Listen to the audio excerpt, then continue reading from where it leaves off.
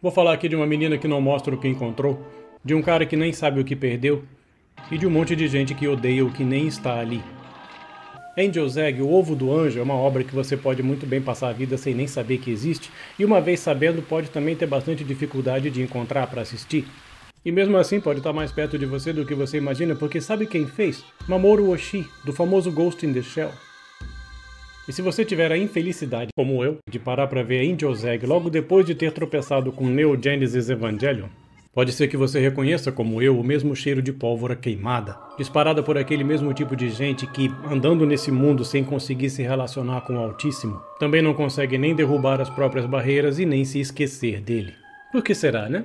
E se você também, como eu também, já conheceu um ou dois seminaristas que deixaram o seminário não porque se ordenaram sacerdote, mas porque voltaram para o mundo, até pior do que quando entraram para o seminário, então pode ser também que você reconheça nessa obra o niilismo ou aquela tenebrosidade meio azeda, que em alguns casos, ou pelo menos em alguns casos meio barulhentos, parece se agarrar que nem uma craca no coração daqueles que justamente um dia mais quiseram se aproximar do divino, mas que dali foi desviado por tropeçar em questões de misérias humanas muito mais do que qualquer outra coisa relacionada diretamente à vocação ou à fé.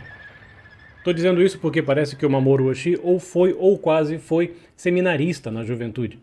Diga lá se isso não acrescenta um tempero para a obra, se você volta a olhar para ela com essa lente. E de fato não pouca gente parece associar essa obra à experiência que ele teve, ou ao que sobrou dele depois dessa experiência. Não que eu tenha, claro, condição de dizer o mínimo que seja sobre o que foi feito do coração desse homem. O ponto é que qualquer que tenha sido o caso dele, o rastro daquilo pode ser visto na obra e é difícil achar que não tenha sido intencional. E o rastro que ele deixa é aquele presente também lá em Neo Genesis Evangelion. O daquela nota de fundo constante e irritante de pessoas que parecem não aceitar que a busca pelo divino é perene, é inevitável, e que estar no mundo significa ser confrontado com a presença de pessoas que fazem essa busca, e que caem tantas vezes nas mãos de pessoas que pintam o divino com grosseria, como opressão, como trevas, como hipocrisia. Afinal, a gente enxerga as coisas conforme os olhos que tem para enxergá-las, né? Falando assim pode parecer que eu estou exagerando, mas deve ter mais alguém por aí concordando comigo que tem que ter uma lógica, uma visão de mundo bem esquisita para se concluir, para se afirmar que é preciso quebrar um ovo para saber o que tem dentro dele. Ah, tem que quebrar, e não talvez esperar ele eclodir? Com essa premissa, então, oprimindo o pensamento, ou com esse pretexto angariando a sua ansiedade ou até a sua raiva, um homem que não tinha o menor motivo para seguir uma menina, e seguiu, e que talvez não tivesse por que ser carinhoso ou zeloso por ela, mas foi, desgasta-se no incêndio interior e silencioso da sua própria aflição, ou no frio da sua pura ruindade, e agindo como perverso traidor, rouba o tesouro escondido, quebra a joia encontrada, abandona sem se virar para trás e, claro, não recolhe o pranto que semeou até que o seu dia termina. E faz o que fez para quê? Para levantar uma riqueza para si com isso? Não, porque como tantos, também ele pode ver passar diante de si a fonte da juventude e ele não vai reconhecê-la. E pior, anda no mundo como se dele fizesse parte, embora dele também não tome parte, mas carrega consigo símbolos, rastros, restos de algo que já deixou para trás porque talvez nunca tivesse de verdade abraçado. E que você vê, você que está ali assistindo o desenho, você presta atenção e continua sem saber se aquilo na mão dele é um tipo de arma ou um pedaço de lixo ou só um tipo de muleta que ele mantém perto de si para que em algum momento, sei lá, né? E para deixar tudo mais cruel, você só vê aquilo sendo usado no ato, no momento, como o próprio perpetrador do ato de traição. Insensibilidade total? Não, nem isso. Perplexidade consigo mesmo. Incapacidade de dizer de onde veio, para onde vai, o que ele segura e o que é que o move. E incapacidade, claro, de entender as próprias lágrimas contidas diante daquele chamado, revivido ou ainda vivido, mas não compreendido, nem abraçado e tampouco esquecido. O lapso cognitivo do sujeito perdido é tão grande que ele se fustiga, ele se perturba com a presença do ovo, que é apenas promessa, insinuação, e se emociona na presença do fóssil, que é mera figura, é mera metáfora deformada daquilo que ele devia realmente procurar. E que tanto não é aquilo que ele procurava que está ali o fóssil, morto, testemunhando com os próprios ossos a sua finitude e limitação. E diante daquilo ele se perturba, ele balança, não como quem passasse aquele susto de quem quase pensou ter encontrado o que procurava, mas por se ver diante talvez de algo que muito bem pode representar os escombros da fé perdida. Não porque o objeto da fé pudesse ser morto, finito e limitado, claro, mas porque aquilo ali parece jogar na cara dele a sua própria apostasia. E tudo aquilo se passando no que pode parecer o ciclo de uma noite. onde um sol escuro, metálico, arcaico, gótico, esdrúxulo, cyberpunk distorcido e com cara de peixe morto, começa o enredo como um sol negro que se põe, alheio e indiferente, e se mantém desaparecido enquanto o sujeito faz o seu trajeto e a sua lambança num mundo tomado de sombras e chuvas, que ele mesmo faz comparar com a história de Noé e do dilúvio.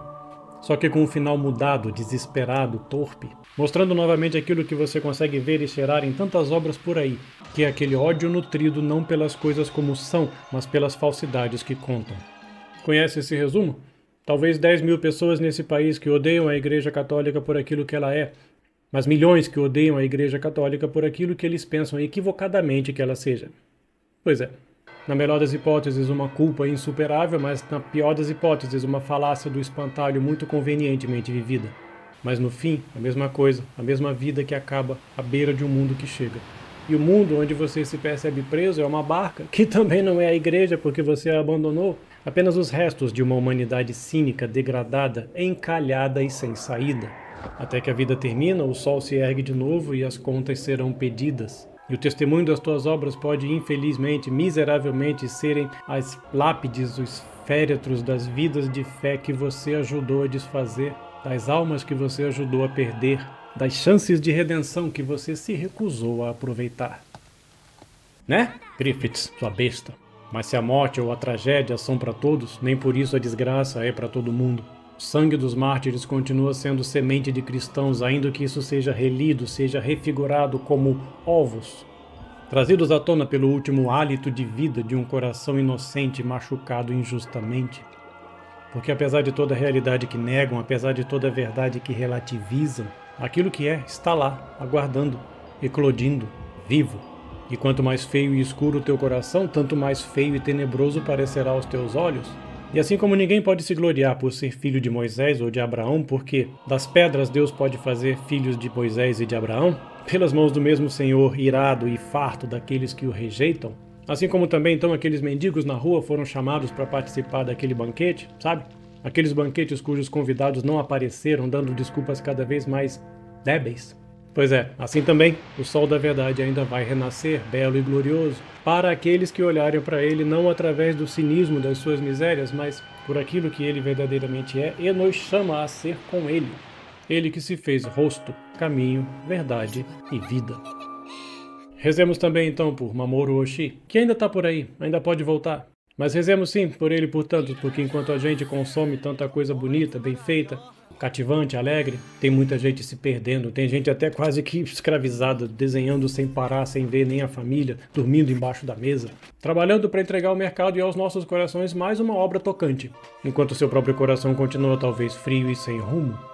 Ah, sim, ainda tem que falar daqueles que em bandos de sombras e com arpão nas mãos correm como uns loucos pelas ruas, em tropel por cima dos telhados, alvejando em vão sombras de ilusão, porque não só não sabem o que odeiam, mas também há muito tempo já mataram o que caçam, e nem mesmo dessa ira conseguem se livrar. Talvez porque saibam que enquanto a sua ira é em vão, o dia da ira, dies irae, não será.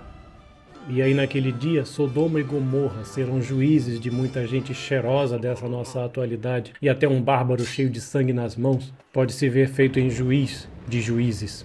E não é à toa que aqueles caçadores de nada, de sombras, não têm cores e nem rosto, e nem nomes e nem vozes, porque é assim que será o que vai sobrar deles na eternidade e talvez já no tempo. Ao passo que aqueles outros que, ainda que tolos, trôpegos, vacilantes e até inclementes, ainda que errando muito, ainda assim, se forem capazes de se ver perplexos consigo mesmo diante de uma busca incompreendida, e se forem capazes de pelo menos buscar no sol algo mais do que aquele olhar de peixe morto, e se entristecerem com o desmantelamento da sua fé ou com o apodrecer da sua esperança, mesmo esses, ainda nisso, manifestam de alguma forma um certo chamado, que pode ser, portanto, alvo da clemência divina, da intercessão dos santos ou da própria conversão, enquanto ainda estivermos aqui.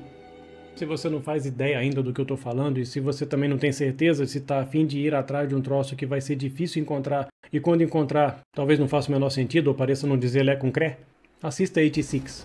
É mais fácil de achar, é uma série curtinha, bem executada, bonita, com músicas bem feitas, e dá uma aula sobre a cristandade inscrita nos corações, porque fala sobre como as coisas mudam na hora que você percebe que tudo depende muito mais do que você pode fazer pelos outros, e não do que os outros deviam fazer por você.